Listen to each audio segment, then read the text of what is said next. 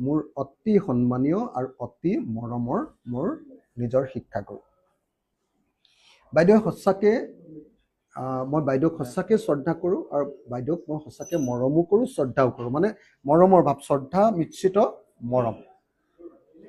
বাইদেউ মোক direct পঢ়ুৱাইছিলে cotton কলেজত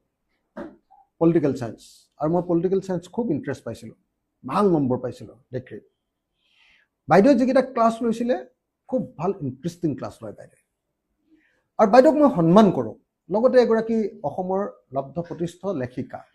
গতিকে বাইদেউক মই অসন্মান কৰাৰ প্ৰশ্নই উঠিব নোৱাৰে হা কিন্তু বাইদেউ কি কাৰণত এতিয়া অকস্মাতে মোক গালি পাৰিছে বুলি কৈছে আপোনালোকে কৈছে মই দেখা নাই বাৰু দেই সঁচা কথা মিছা কৈ লাভ নাই মই দেখা নাই আপোনালোকে কোৱা মতেহে শুনিছোঁ মানে চবেই কৈছে কাৰণে মই গালি পাৰিছে বুলি কৈ দিছোঁ আৰু কাৰণ চবেই মোক কৈছে যে বাইদেউ এনেকৈ কৈছে তেনেকৈ কৈছে মইতো ভাবোঁ যে বাইদেউৰ লগত মোৰ এটা আত্মিক সম্পৰ্ক আছে আৰু সেইকাৰণে বাইদেউক লগ পালেই নমস্কাৰ বা সেৱা কৰোঁ মই কিন্তু বাইদেউৰ লগত মই খুব ঘনিষ্ঠ সম্পৰ্ক ৰক্ষা কৰিব নোৱাৰোঁ এইকাৰণে যে তেখেতৰ হাজবেণ্ড মোৰ ৰাজনৈতিক আদৰ্শৰ ঠিক বিৰোধী বিজেপি দলৰ নেতা মন্ত্ৰী সেইকাৰণে তেখেতৰ লগত মোৰ ক্ল'জ এটা ৰিলেশ্যনশ্বিপ নথকাৰ কাৰণে আমাৰ হয়তো এটা কি বুলি কয় কমিউনিকেশ্যন গেপ এটা হৈছে সেইকাৰণে বাইদেউক মই অনুৰোধ কৰিছোঁ বাইদেউ মই সঁচাকৈ আপোনাক শ্ৰদ্ধা কৰোঁ মই আপোনাক ভাল পাওঁ আপোনাৰ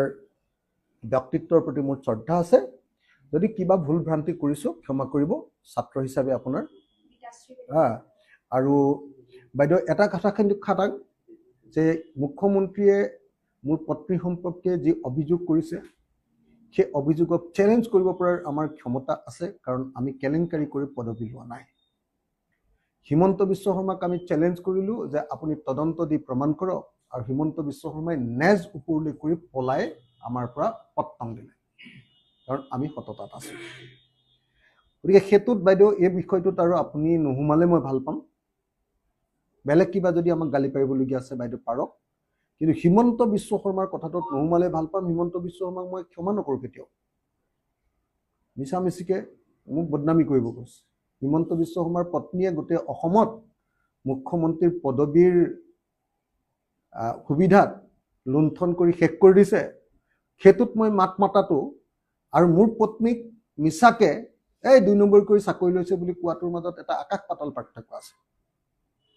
CMক মই চেলেঞ্জ কৰিছোঁ কোন মানুহেনো চেলেঞ্জ কৰিব পাৰে বিধায়ক এজনে CMক চেলেঞ্জ কৰিব পাৰে নেকি সমষ্টিক কামেই কৰি নিদিব তাৰ পাছতো মই মুখ্যমন্ত্ৰীজনক কেলে চেলেঞ্জ কৰিবলৈ সাহস কৰিছোঁ কাৰণ আমি সততাত আছোঁ আমি দুখ কৰা নাই ভুল কৰা নাই আৰু মুখ্যমন্ত্ৰী আমি যেতিয়া চেলেঞ্জ কৰিছোঁ মুখ্যমন্ত্ৰী পলাই গৈছে মুখ্যমন্ত্ৰীয়ে ভয় খাইছে